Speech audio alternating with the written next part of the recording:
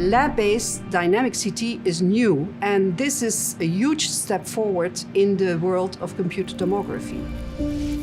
Our mission is to provide education, research and services to industry in the field of materials engineering. The latest acquisition of the core facility on computer tomography had to enhance, on one hand, the spatial resolution and on the other hand, the temporal resolution. With the acquisition of our two new TESCAN systems, we have the HR, which allows us to scan at 600 nanometer resolution, which opens up a lot of new pathways for research. And then on the other hand, we have the XL and HR, which are both ready for dynamic, for in situ scanning. And that is, of course, a necessity for us because most of the processes that we study are time dependent. And without the dynamic scanning, it would simply be impossible to validate these processes.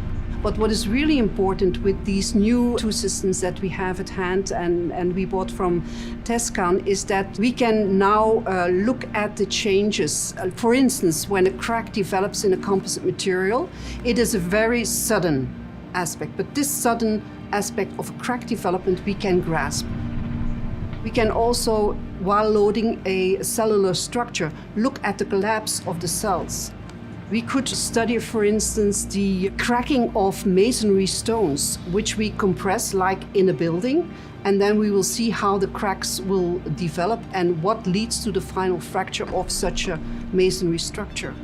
Then we can change the material and introduce new particles in the material that will stop the crack from developing in the material. And even further than that, we can also go to flow processes, imbibition.